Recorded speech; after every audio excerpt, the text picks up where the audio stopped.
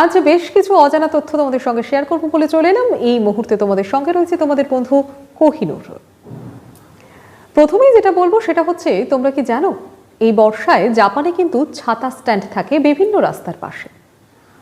মানে তুমি যদি জাপানবাসী হও এবং প্রচন্ড বর্ষায় ছাতা নিয়ে বেরোতে ভুলে যাও, তাহলে টেনশন लेने का बात नहीं है, क्योंकि अम्ब्रेला उधार ही है। তুমি সেই ছাতা স্ট্যান্ড থেকে ছাতা নিয়ে ব্যবহার করতে পারো, তবে হ্যাঁ একটাই শর্ত, তোমার কাজ হয়ে গেলে তোমার কাছাকাছি কোনো একটা ছাতা স্ট্যান্ডে গিয়ে সেই ছাতাটাকে ফেরত দিয়ে আসতে হবে। পেঙ্গুইনকে আমরা সবাই চিনি। তোমরা কি জানো পেঙ্গুইন কিভাবে একে অপরকে প্রপোজ করে? একটি পুরুষ পেঙ্গুইন যাকে তার মনে ধরে তাকে একটি নুড়ি পাথর দিয়ে প্রপোজ করে। অর্থাৎ এই নুড়ি পাথরটির অর্থ হলো সে তার সঙ্গে ঘর বাঁধতে চায় এবং সে তাকে সন্তানের মা করতে চায়। তোমরা যারা মেঘালয় ঘুরতে গেছো তারা কি কখনো কঙ্গোথঙ্গ গ্রামে গেছো? যদি না গিয়ে থাকো তাহলে অবশ্যই পরের বার যেও কিন্তু ঘুরতে।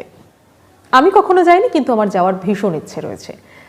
কঙ্গোথঙ্গ গ্রামের একটাই স্পেশালিটি, এই গ্রামে কারোর কোনো নাম নেই। হ্যাঁ, অবাক লাগলেও এটাই সত্যি, কারোর কোনো নাম নেই এই গ্রামে।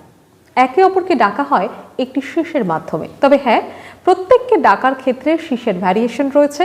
ডাকের এই ইউনিকনেসের জন্যই এই গ্রাম বিখ্যাত।